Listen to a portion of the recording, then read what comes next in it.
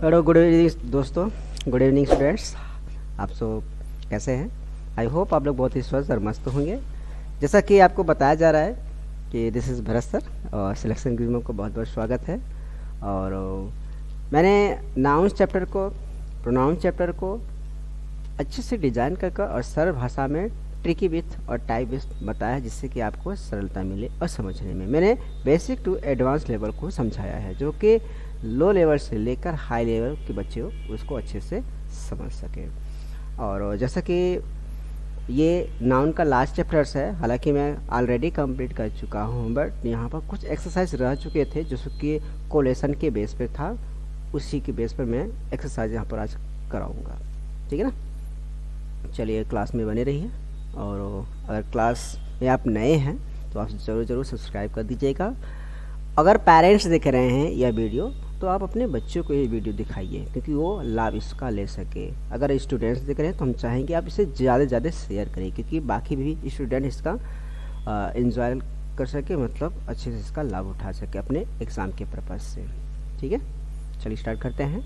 जैसा कि कोलेशन के बारे में बताया, जैसे वो आपका एज ए एडियम फ्रेज की तरह वर्कआउट करता है कि छोटे रूप में ही आपको ज़्यादा से ज़्यादा वहाँ पर परचेस, मतलब कि आपको शॉर्ट फॉर्म में आप ज़्यादा से ज़्यादा व्यक्त कर सकते हैं अपने बातों को। जैसे कि हिंदी में कहावत है कि गागर में सागर भरने का काम, वैसे ही यहाँ पर कोलेशन को इस्तेमाल किया गया है। और यहाँ पर कुछ मिक्स अंडरस्टैंडिंग, मतलब कि इरर है, उस इरर को यहाँ पर आपको बताना है और समझना है, और हमारे साथ यहाँ पर आपको काम करना है। ठीक है, चलिए अच्छे स्टूडेंट की तरह बने रहिएगा हमारे साथ।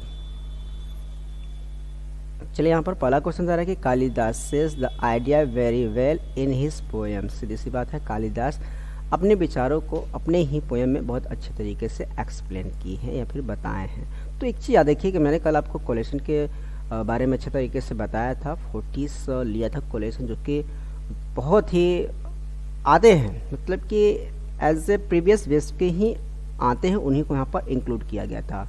और ढेर सारे थे कोलेशन, उनको न लेकर मैं वही आपको बताया था जो कि बार बार रिपीटेशन होते हैं एग्जाम में। ओके, चलिए उसी बेस पर ये आपका क्वेश्चन है।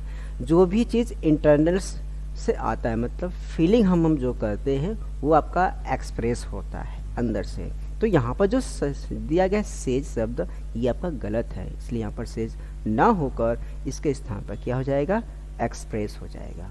क्या हो जाएगा, एक्सप्रेस हो जाएगा। इसका मतलब क्या है, व्यक्त करना। तो Kalidas express the idea very well in his poem, मतलब उन्होंने व्यक्त किया अपने विचारों को अपने ही पोएम में। ओके, पहला आपका ऐसे बनेगा। दूसरा है the enemy आर्मीज went back hastily. Hastily का मतलब बहुत ही तेजी से, अभी बोल सकते हैं हरी अप, बहुत ही तेजी से।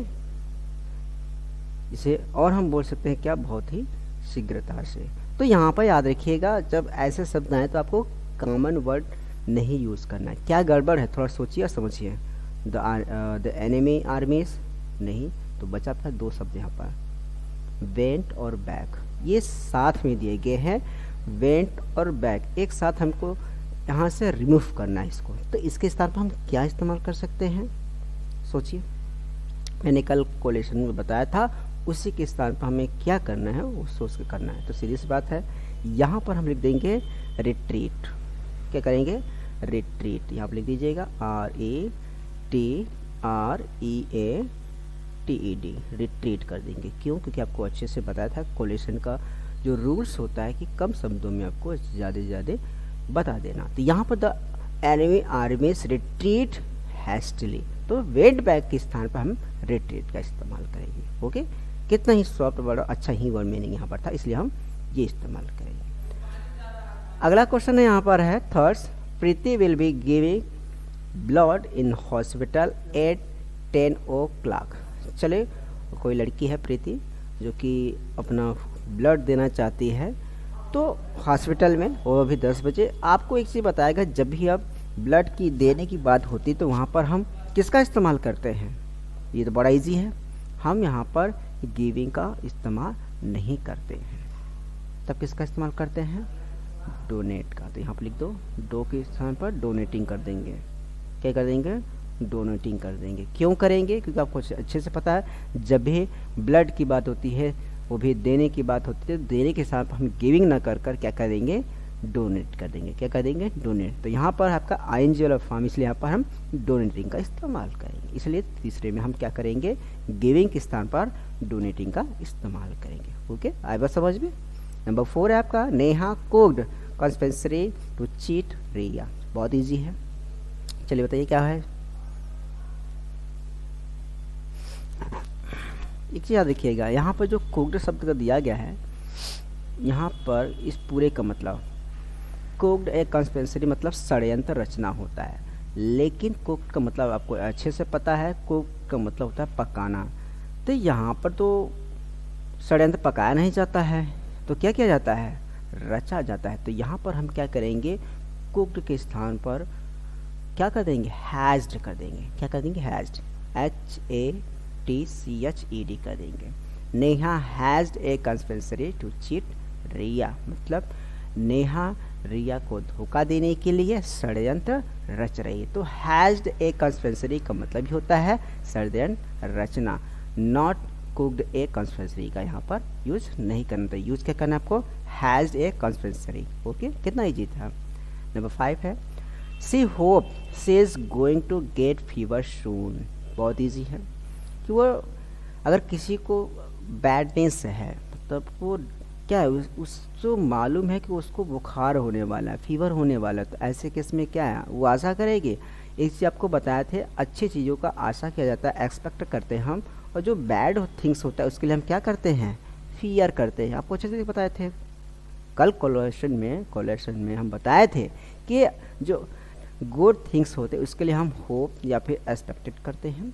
अगर बैड थिंग्स है तो वहाँ पर हम क्या करेंगे? फियर का इस्तेमाल करते हैं। इसलिए सी के बाद जो आपका होप शब्द है यह इस्तेमाल ना कर कर क्या इस्तेमाल कर देंगे? फियर का। क्या इस्तेमाल करेंगे? फियर। इसलिए 5वें का फियर आप इस्तेमाल कर लीजिएगा। अगर समझ में आ रहा है प्लीज़ ज़रूर लाइक ठोक दीजिए।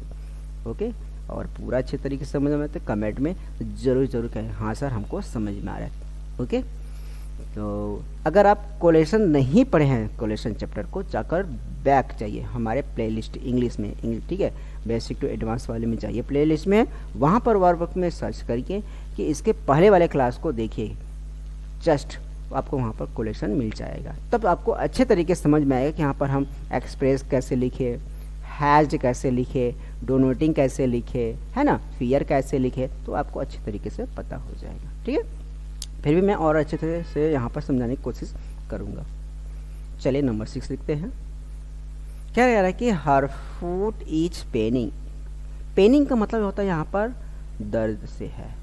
तो एक चीज़ याद रखिएगा, जब भी बॉडी रिलेटेड आता है, इंटरनल की बात करता है, तो इंटरनल, एक्सटर्नल नहीं, इंटरनल की बात करता है प्रभु, तो वहाँ पर हम पेनिंग का इस्तेमाल नहीं करेंगे। तो तब किसका इस्तेमाल करेंगे? सीधी सी बात है, एक इसका इस्तेमाल करेंगे। किसका मानेंगे? एक, मतलब कहते हैं स्टमक, एक आ गया ना, हेडेक, एक आ गया ना, तो यहाँ पर एक का मतलब ये जो दिया इसका मतलब होता है आपका दर्द होता है। क्या होता है इसका मतलब?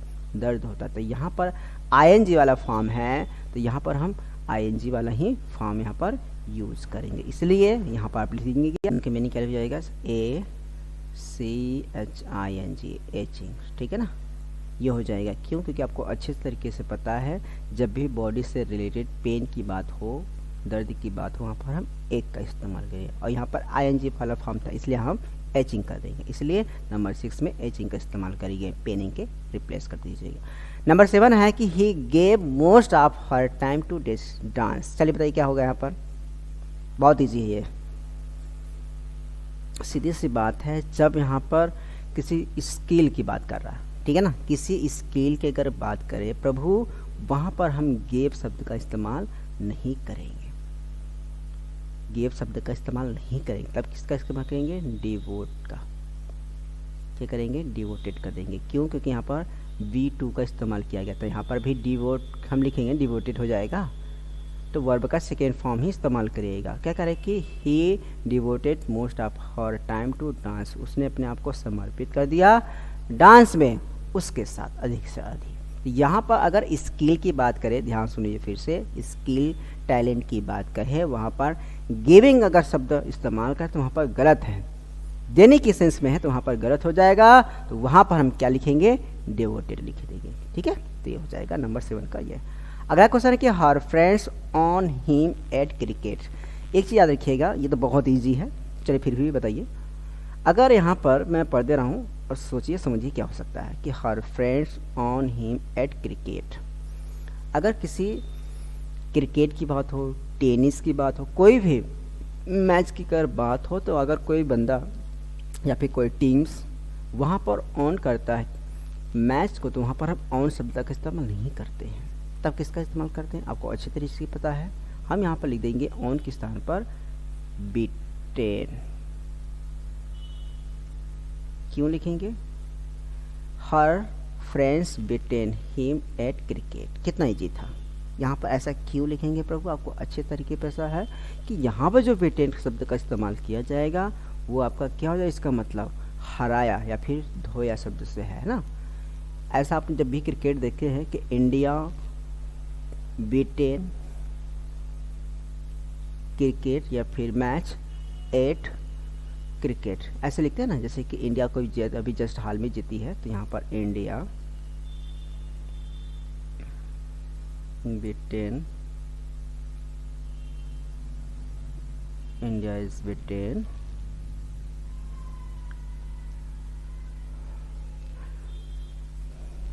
न्यूजीलैंड।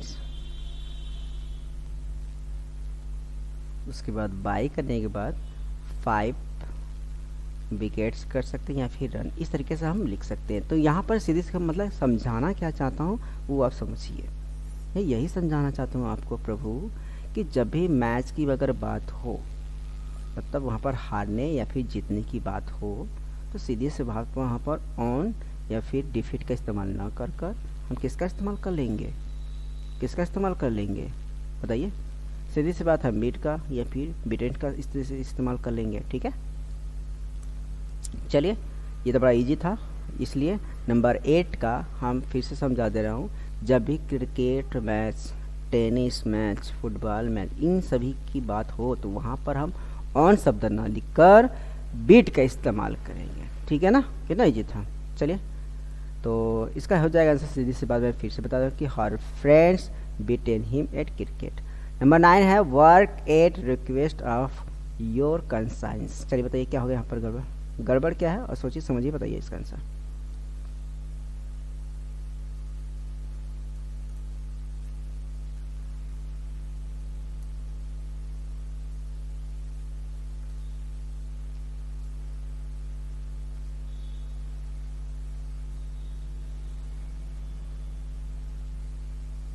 मैं आपको टाइम दे रहा हूँ और उसी टाइम के अंतर्गत आपको बताना भी है।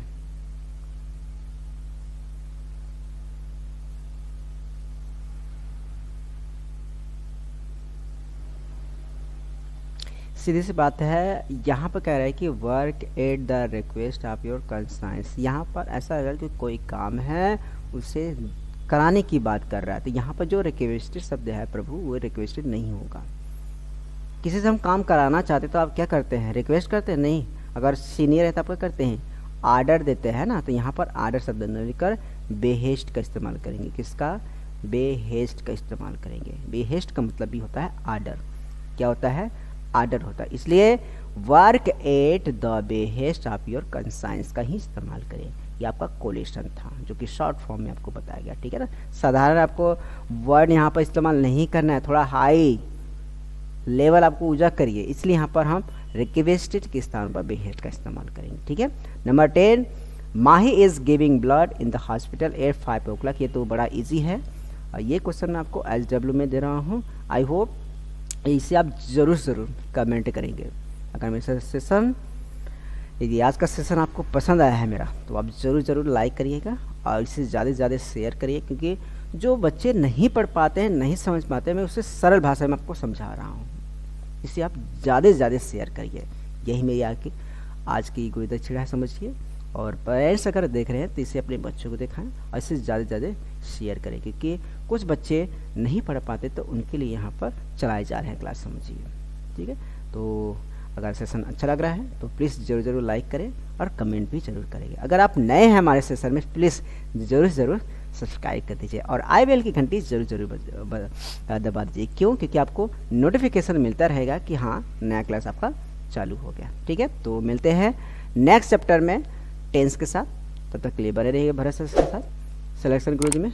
ओके, और अपने स्वास्थ्य का ख्याल रखिएगा। Okay, take care, bye bye, जय हिंद, जय भारत।